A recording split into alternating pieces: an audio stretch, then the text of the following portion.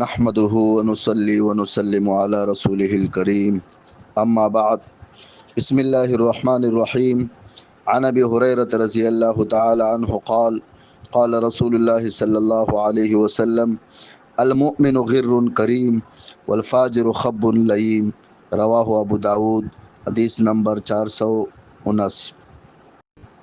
حضرت ابو ہریرہ رضی اللہ تعالیٰ عنہ روایت کرتے ہیں کہ رسول اللہ صلی اللہ علیہ وسلم نے ارشاد فرمایا، مومن بھولا بالا شریف ہوتا ہے اور فاسق دھوکے باز کمینہ ہوتا ہے۔ میرے عزیز دوستو بھائیو، اس حدیث شریف کا مطلب یہ ہے کہ مومن کی طبیعت میں چال بازی اور مکاری نہیں ہوتی، وہ لوگوں کو تکلیف پہنچانے اور ان کے بارے میں بدگمانی کرنے سے اپنی طبیعی شرافت کی وجہ سے دور رہتا ہے۔ اس کے برخلاف فاسق کی طبیعت ہی میں دھوکہ دہی اور مکاری ہوتی ہے، فتنہ و فساد پھیلانا ہی اس کی عادت ہوتی ہے۔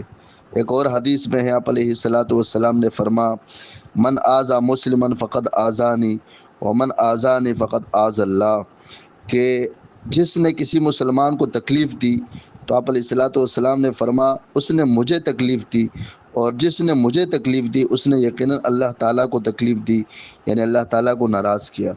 میرے عزیز دوستو، مسلمانوں کی بہت بڑی شان ہے، جو کلمہ گو مسلمان ہوتا ہے اس کو تکلیف دینا، اس کو اذیت دینا، اس کی دل آزاری کرنا، اس کو ٹینشن دینا، یہ رسول اللہ صلی اللہ علیہ وسلم کی دل آزاری ہے۔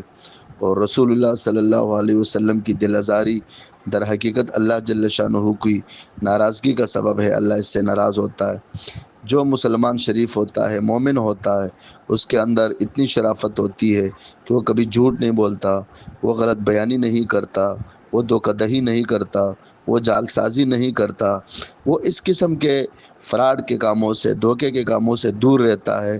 اس کو شرم آتی ہے، جو ہمیشہ بھلائی کی بات کرتا ہے، بھلائی کی سوچتا ہے۔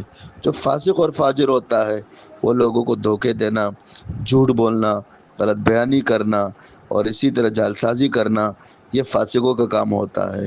اس لیے ہم معاشرے کے اندر دیکھتے ہیں کہ فاسق کے بارے میں لوگ تعریف کرتے ہیں کہ بھئی یہ کتنا یہ بڑا کھلاڑی آدمی ہے، یہ ایسا ہے، یہ ایسا ہے، یہ بڑا سیاستدان ہے۔ حالانکہ اللہ کے یہاں ان کی کوئی وقت نہیں ہوتی، اس کی کوئی حیثیت نہیں ہوتی۔ حیثیت اس کی ہوتی ہے جو بالکل سیدھا سادہ ہوتا ہے، دھوکے کہا جاتا ہے، لوگ اس کے ساتھ دھوکے کرتے ہیں۔ میرے عزیز دوستو، یہ دنیا چند دن کی زندگی ہے، اس میں اپنے لیے آخرت کی بھلائی سوچنی چاہیے۔ دنیا میں ہم دھوکہ دہی سے، جالسازی سے، رشوت دہی، رشوت خوری سے اگر دنیا کما بھی لے تو بالآخر یہ یہاں پہ رہ جانا ہے اور ہمیں خالی ہاتھ جانا ہے۔ اللہ ہم سب کو عمل کرنے کی توفیق عطا فرمائے۔